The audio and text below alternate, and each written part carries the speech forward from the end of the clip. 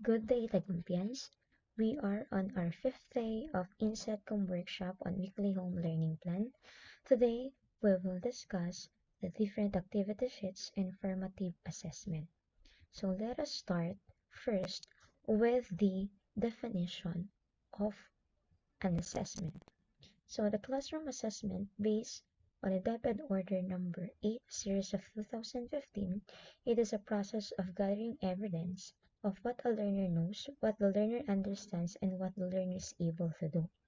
So we have two types of assessment. We have a formative assessment and a summative assessment, but we will be more focused on a formative assessment. A formative assessment is a daily assessment on how is the student gives progress on a class. So later we will discuss more the examples. So in a classroom assessment, it can be done by individual or a collaborative. A formative assessment can also be integrated in the parts of the lesson. It can be before, during, or after the lesson. So we have different examples of formative assessments. So it can be an observation, in the form of question, a discussion, journals, and many more. So what are the different formative assessment strategies that we can have? So number one is where the learner is at. Saan kailangan malaman muna natin yung status ng learner. Meron ba siyang pre-knowledge doon sa ating ituturo o wala? What are our evidences? How can we give feedback? And how can we involve their peers in terms of the learning process and a self-reflection? So, knowing where the learner is at, it means clarification, sharing, and understanding of learning intention and success criteria. So, what are the examples of those? Diba, when we are discussing a new lesson, tinatanong natin yung ating mga estudyante kung meron ba silang idea sa ganung bagay. Ano yung mga bagay na hindi pa nila alam at ano yung mga bagay na advance na nilang malaman. Pangalawa, kailangan natin ng mga evidence. So, those evidence can prove na may natutunan sila or wala. So, next is, ayan. So, in my class po, I use teachermade.com. Teachermade.com is a digitized worksheet na wherein pwede mong matcheckan, hindi ka mahihirapang mag-check online ng iyong mga worksheets. So, I use this para makasave ako ng time and at the same time, malaman agad ng student yung feedback sa kanila or tama ba yung sagot ko or hindi. So, again, it is a teachermade.com, a digitized worksheet wherein a teacher pwede nang magkaroon ng automatic answer, maglalagay na po si teacher ng answer, then automatic po, matsatsakan na po yun kapag pinasa na po ng student o tinurn in ng student. So, ayan po yung example. Pwede rin po natin siyang, ano bang tawag nito? Pwede po natin siyang ma-share sa Google Classroom and makikita po natin kaagad yung scores ng mga student. So, as a teacher, hindi ka mahihirapang mag-record kasi automatic na nakakapag-grade ka. So, in a formative assessment, right after the discussion, pwede na po nating makita kung si learner ba ay mayroong natutunan o wala, no? Based on their scores. Next, ayan po, kapag nilagay po natin siya sa Google Classroom, ganyan po yung itsura. Then, malalaman mo rin po kung ilan na yung nagsasagot.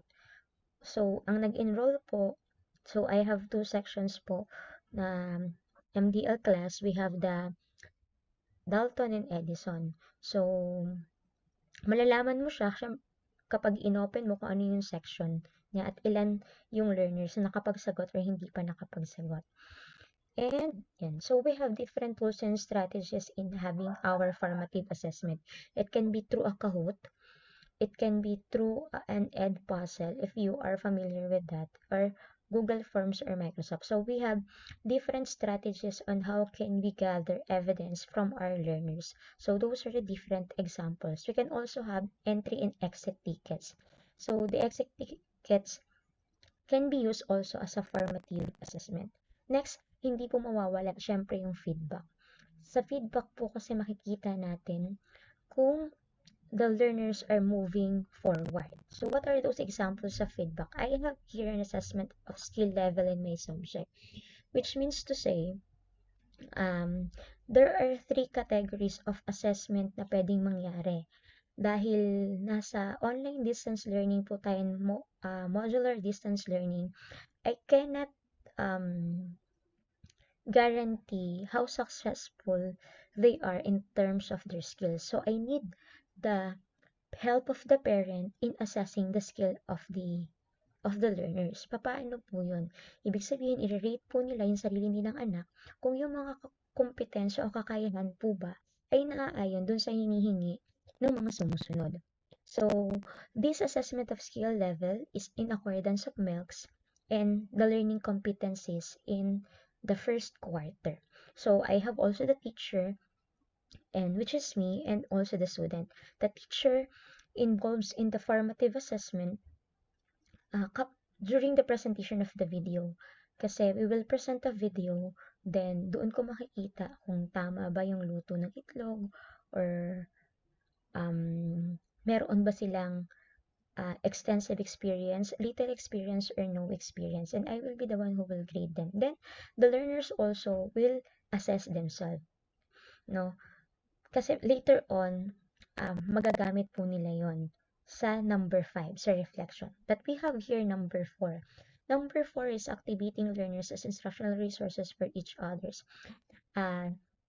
In Zoom, we can also have a breakout session room wherein pwede kang makapag-groupings, no? Makapag-interact pa rin sa kanilang kanilang mga klase. And it's also one way of a formative assessment because aside from the geographical location na nakaseparate sila, they are also engaging with a virtual classroom discussion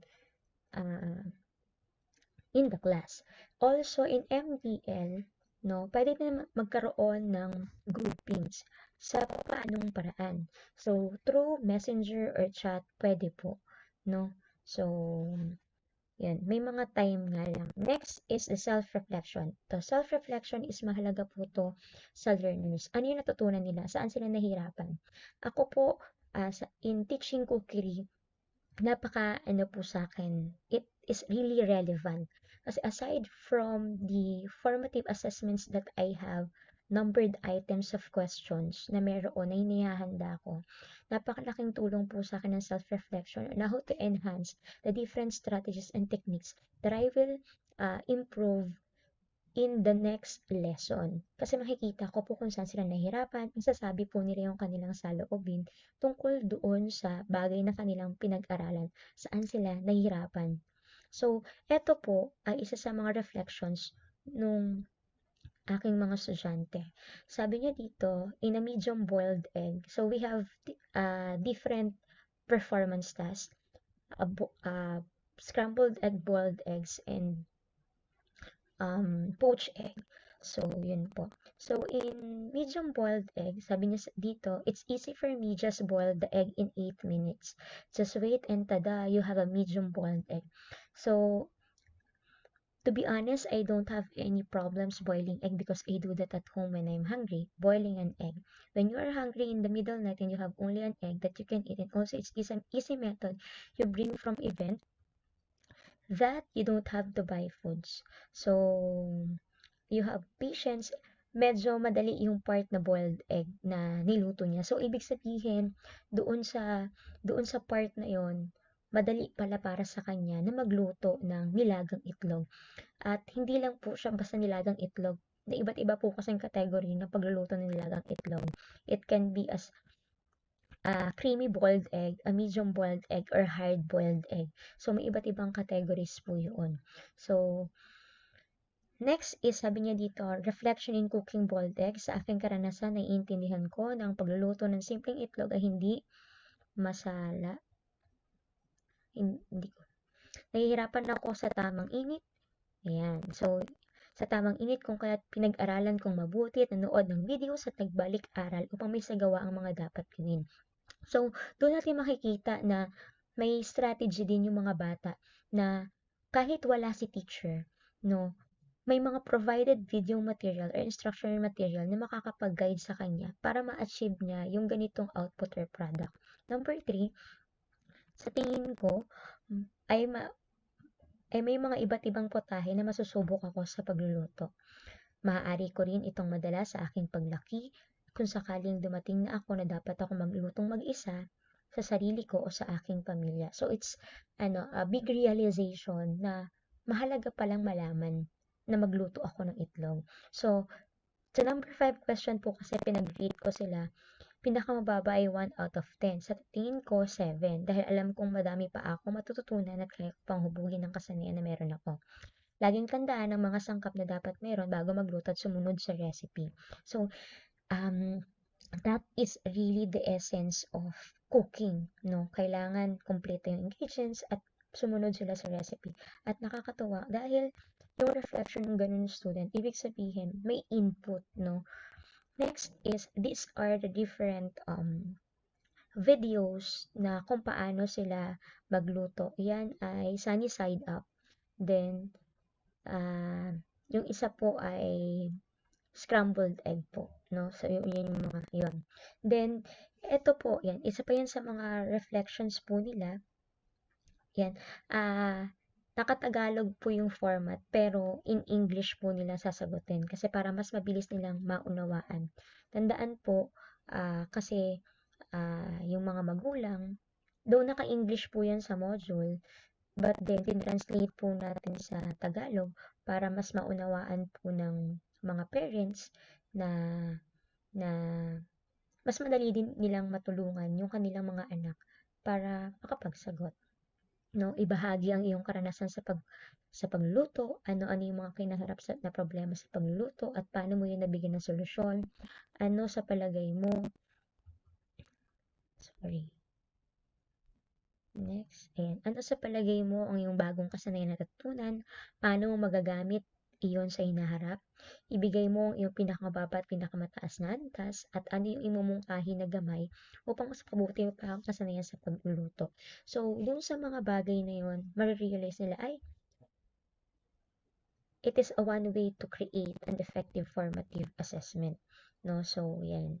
Ito, tinulungan daw siya ng nanay niya, no, kung paano prepare ng perfect boiled egg. Ito po ay yung creamy, no? Creamy boiled egg. Iba-iba po kasi sila ng ginawa, no? It's also part of the assessment, no?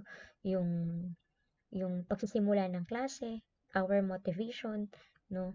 And the different instructional materials or videos, no, na pwede nilang magamit, and also a performance task wherein there is a guided instruction and a criteria and a steps and procedures in making a recipe for an egg. Then we also provide presentations. So, yan po yung aking mga estudyante, hindi ko na po lahat yung iba. At that is the way we conduct in TLE in terms of affirmative assessment. So, God bless you all. Thank you po.